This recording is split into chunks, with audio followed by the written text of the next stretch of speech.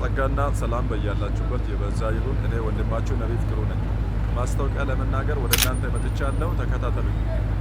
የኢየሱስ ደቀ መዛሙርት የወንጌል አገልግሎት በአደሮ ከተማ የእግዚአብሔርን ሐሳብ የምታካሄድ ሰዎችን ነፃ የምታወጣ ክርስቶስን የማያውቁ ሰዎች ወደ ክርስቶስ እንዲመጡ ጥሪ የምታደርግ ድንቅ ሚኒስትሪ ነች። በዚህ ሚኒስትሪ ላይ እግዚአብሔር ትልልቅ ታምራቶችን እያደረገ ነው። ማንኛውንም አይነት በሽታ፣ የደም በሽታ፣ የጉበት በሽታ፣ የሳምባ በሽታ፣ የደም ግፊት፣ ስኳር በሽታ፣ ሌሎችም ካንሰር በሽታዎች በጌታ በኢየሱስ ክርስቶስም ሰዎችን እየለቀቁ ሰዎች እየዳኑ እያመሰገኑ እንዲሁም ሰዎች ከድህነት በሽታ፣ ከማጣት በሽታ፣ ከተለያየ አይነት በቃላት ቆጥረን ከማንጨርሳቸው በሽታዎች እየዳኑ ለእግዚአብሔር ምስጋናን እያቀረቡ ይገኛሉ።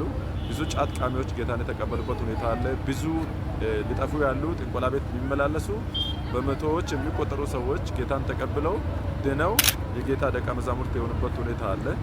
ይህ ሚኒስትሪ የእናንተ ሚኒስትሪ ነች። የኢትዮጵያ ልማት ነች። የአደሮ ከተማ ልማት ነች። የዙሪያ ከተሞች ልማት ነች። እንዲሁም የከምባታ ዞን ልማት ነች።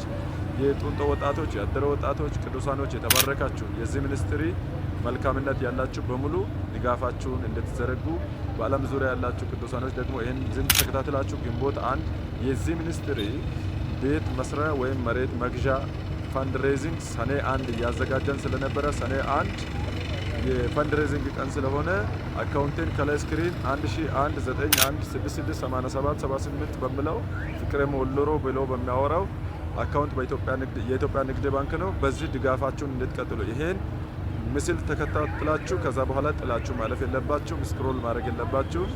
የወንጌል ፍቅር ሊነካችሁ ይገባል። የምታደርጉትንና የምትታዘዙትን በዚህ ዓመት ለዘመናት ያጣችሁት ነገር ታዞ እጅ ውስጥ ይፈቀድል።